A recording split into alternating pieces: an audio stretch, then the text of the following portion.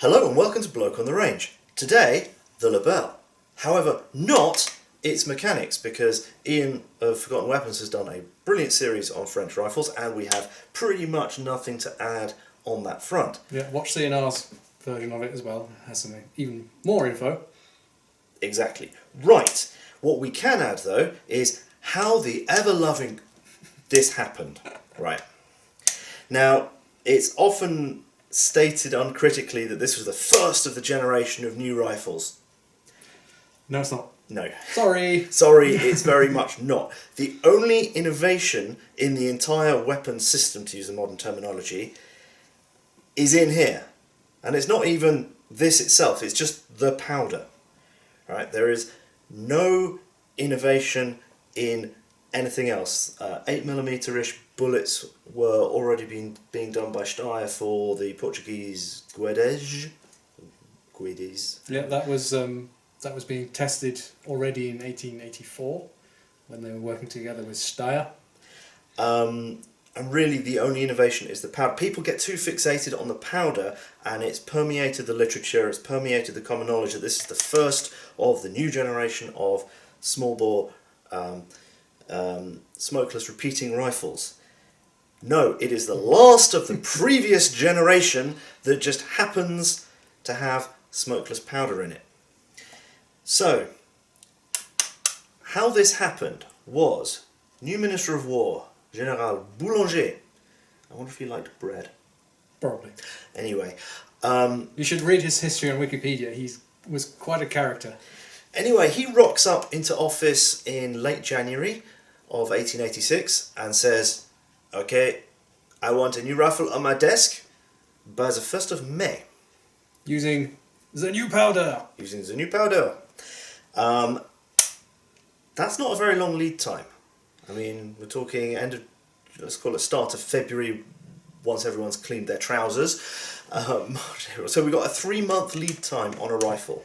Now, the French, contrary to popular belief in English-speaking literature, the French were actually great innovators in firearms. They were, on a lot of things, they were ahead of the curve. It's just sort of wars and politics tended to get in the way. Now, all through the early 1880s, they'd been constantly testing all sorts of what were then state-of-the-art designs, all sorts of weird magazine systems, repeating systems. They knew that repeating rifles were a thing. They were inevitable. So they kept on basically accepting anybody who was forthcoming with designs, but with no fixed date to approve anything, no major testing. It was just bring it on and we'll see how they work. And what they particularly liked was the Remington Lee, except for it was a bit tiring for the troops. That's all we know. That's all we know. We can speculate that it was because the Remington Lee at the time, when it was issued in the US, they'd issue multiple magazines, and I suspect that the continuous fire with little time to reload was considered tiring.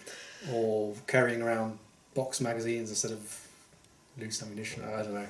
Possibly. We can only speculate. We know nothing more than it apparently tired the troops. Also, they knew that Mannlicher in Austria had a lot of things in the pipeline, and they had good relations with Steyr, who'd been making some of their earlier Kropatschek rifles. Now, where we were in January of 1886, the infantry largely had the Gras rifle, some of which were even converted from earlier chassepots, and the Navy had Gras rifles and the shiny new 1885 Kropatschek made at Saint-Étienne. So, once the engineers had cleaned their trousers up, they went, oh, right, okay, so what have we got? What can we do? That Kropatschek thing, that's rather nice. That's pretty much what we want. That's almost exactly what we want. Why don't we start with that? But then we need some better bolt to handle the recoil of the new powder. Rummage through the files. Yeah, there was that Gras Bonnet rifle that we tested. 1883. That's it. Yes. That had symmetrical front locking lugs, and we really liked it. Yes. Let's do that. But we really like the Remington Lee, but we've only got a handful of them, and we don't have the drawings. And by the time we've telegraphed to Remington to get them to send us the drawings will get back on the ship like 6, 8, 10 weeks later. We're like February, March. Too late, and they're all in inches. What are these boosts? Inches? No! We can't work with this. No good. No good. So let's get what we've got, and we've got the technical package for, change it as little as possible, and bodge together a rifle that we're going to be stuck with for the next 70 years. Well, I didn't know that then. But I didn't know that then. It was really this Monsieur Boulanger. He wants to bake our bread if we don't get this right. So yeah, basically it was a panic, a minimum work conversion of what they had on hand. And this is where we start to digress as engineers, because why is it important to start from something we've got? Because they've got all sorts of other things. They've got the rifles, they've got a bunch of Remington Lees. The problem is they haven't got the technical package, as we call it today, the set of drawings. And it's rather difficult to just take a bunch of rifles, measure them up, and then reverse engineer what the drawings must have been, because it's not just the nominal measurement which you need to know, and might not, well, usually aren't round numbers, particularly if it's something made in inches, yeah. and then you want to convert it to metric. It's the tolerancing, because stuff needs to work together. Even at this time, people were thinking about minimising hand fitting. Now, if you just want to make Khyber Pass copies of Remington Lees, hand-fitted, crack on, but you can't equip a mass conscript army with something made effectively artisanally like that. So they had the full technical package for the Kropacek, and then they could change very, very little of it. They had the Gra bolt. There's this kind of hybrid bolt between the Kropacek and the Gra. They're not that different in any case. And then we'll take the lugs off Bonnet and ask him how he toleranced it, and if not, it's only a relatively small part. And just as another digression on tolerancing and why this is important, just as a point of reference, when Enfield converted the metric FAL drawings to imperial so that they could be made on imperial scaled machinery, it took a year. And this is where they had the full technical package in metric, the full cooperation of FN, and it still took them a year, because you've got to work that a maximum tolerance part that interacts with a minimum tolerance part has to work together. It has to drop in and work together, and vice versa. And this is completely non-trivial, and I cannot stress enough quite what a massive deal this is. And the French were very much into interchangeability, yeah, as far as possible, particularly as they kept rifles in service for an awfully long time. And they had no problem mixing and matching parts where necessary when going back to Arsenal for fixing. It's more common to see a mismatched rifle than a matching rifle. Is this mismatched? Of course. Of course. So is this one. That's mismatched. Yeah. But yeah. So as the bloke was saying, parts and interchangeability was a major factor, and when you have to. This was included in the requirements when they had to deliver the rifle for General Boulanger. They basically had to present a finished, ready for production, mass-produced rifle. So you end up with this, and then you end up with this funny cartridge. And why has the cartridge got this funny double taper? Because it meant they didn't have to change anything in here with the lifter and the extractor and the tube diameter. Now, one thing that they did do that was a simplification was they left out the sleeve in the magazine tube. It's just a gully in the wood for most of the distance there. But it was really absolute minimum modification to the existing design, and which also means that some of it is quite primitive as a result. It's a previous generation rifle. Now, a lot of people rag on two-part stocks for no good reason. However, here's a two-part stock that is worth ragging on for very good reason, because this is mounted like a muzzle loader practically. That you've got one small pin there, and the bands. That's it. And that's it. That's all that's holding the front end on. It's amazing they shoot as well as they do, given how primitive that is. The butt is attached much more solidly, and actually, as a result, during the First World War, these were much preferred to the Berthiers for grenade launching, because you put the butt on the ground, on my knee here. You've got far greater bearing surface to transmit the recoil force from firing the rifle grenade to the buttstock here than, okay, pretend this is longer than it is, than you have through the normal recoil lugs on the Berthier type.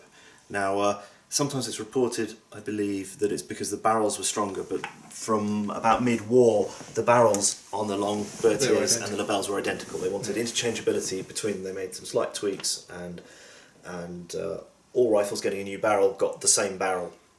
So there would be, basically there would be at least one Lebel per section, if they were all armed with Berthiers, 4 rifle grenade. Yeah, they loved rifle grenades. French were Still pioneers. Still do. Still do. Most people have got rid of them now and gone for underslungs, but the French were pioneers at shoot-through rifle grenades. Yes. So fired with ball ammunition, not with blank cartridges, from cups, and the bullet passing through hits a little lever which strikes the igniter, which ignites the fuse. I mean, major.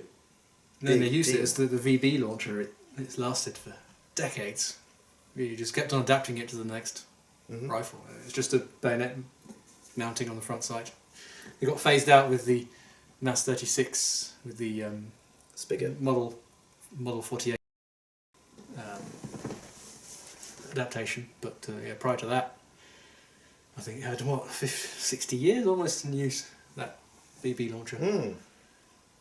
Yeah. Well, anyway, these stayed in the system until the 50s, still used in sort of colonial policing as late as the 50s, despite being obsolete the minute they were issued, and simply because of the politics behind its adoption of, you've got to do this. You think, within a few years, what else was there?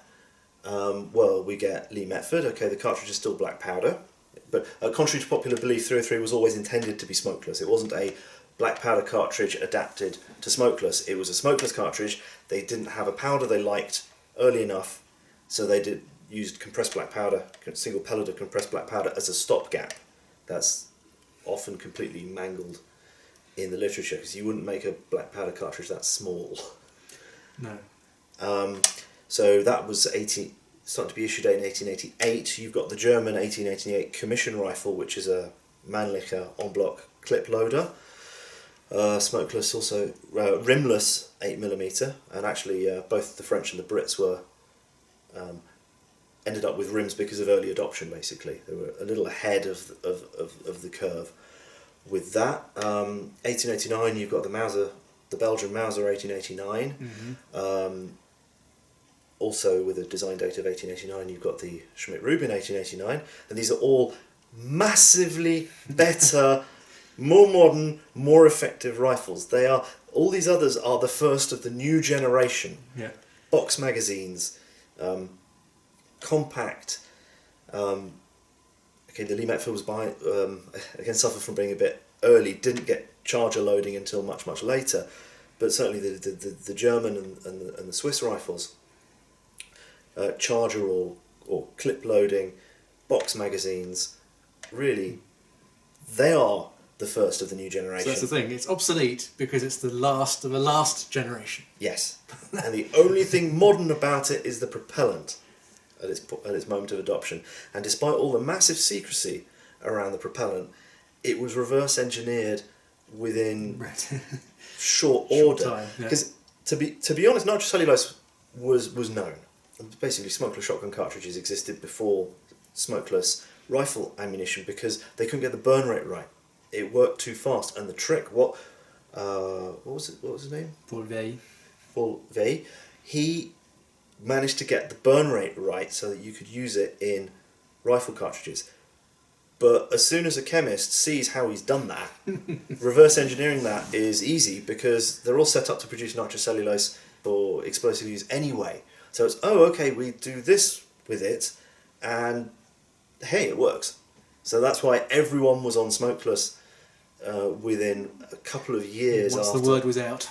after the French, despite the secrecy. And so there you go. We have some funny statistics about the maximum rate of fire for this. Again, we haven't. I'll mention the book. Might as well. Fusil français à verrou. This French is bolt action rifles. Yeah. This is by Jean Huon. If you saw Ian's review on English language books on French firearms, he's a noted author on these things. This one is not yet translated. I hope it is because it's got a whole raft of experimental rifles, and it really shows you that they never stopped accepting testing all the way through, even from the very start, from the Chassepot onwards. They really... Even beyond this. Yeah, even while this was adopted, they were still accepting anything coming. What was I saying? Oh yes, there's a passage in here that mentions that a good shot could get off with a fully loaded rifle with one in the chamber, 9 shots in 11 seconds. Shouldering for each shot, which implies that he's taking it out of his shoulder. Yeah. We tried this. We tried this without dry firing, so without the hindrance of recoil, and you got maximum 7. Yeah, and you were 6 or 6 7. or 7. Tried working it from the shoulder, and it wasn't really any faster because it's a really awkward rifle, and it's got a very short stubby bolt handle. Yeah. And it really wants to be taken out the shoulder to work it. And I tried it sort of semi-aimed point shooting dry, and it was sort of 7. The hardest part is the first opening because it's so short. The lever arm is bog all. Yeah. And it's a massive effort to tilt open. These are much better. Whereas this is really, it's nothing. And these have to be cock on opening because the mainspring is an absolute beast. I mean, you can... Theoretically, you can recock it manually. Theoretically, nah, I'm too weak. But yeah, going bomb.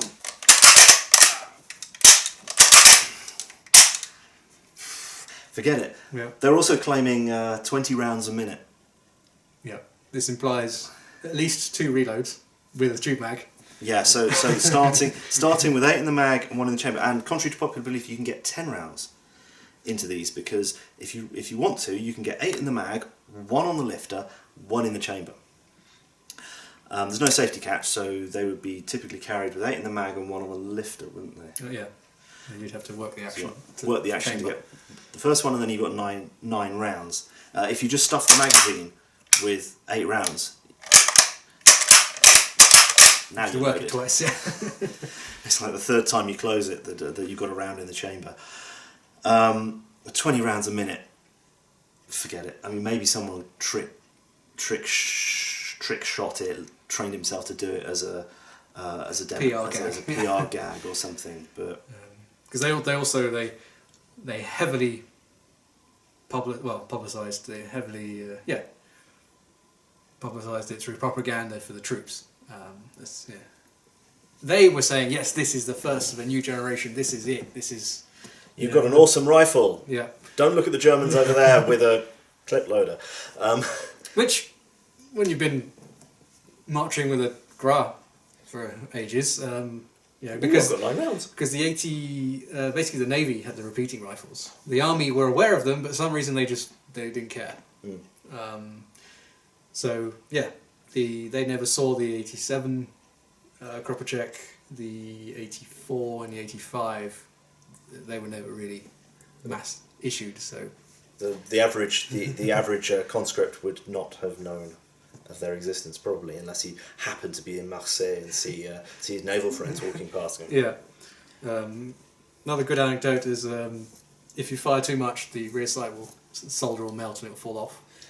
Yeah. Yes, they did a long duration fire test, 10 rounds a minute, which seems rather more realistic, but for 30 minutes. Yeah. The barrel was up to 119 degrees centigrade, and then bad things started to happen. Yeah, it started to get impossible to hold. The front sight, which is soldered on, fell off. The rear sight fell Heat off. haze, yeah, there's all sorts of trouble. So Yeah, but 10 rounds a minute for 30 minutes, that's it's 300 rounds, that is a lot of fire. it's not really realistic for battle conditions. No. But, no. even then they were beasting their rifles through testing. Yeah. Yeah. So anyway, that's about it. Now, we're going to finish up here and then do this again in French. So, Don't complain. yeah. It's only in French. You've got two versions. So, thanks for watching. Please like and subscribe. Please consider supporting us on Patreon if you haven't already. And see you again sometime. Bye. Bye.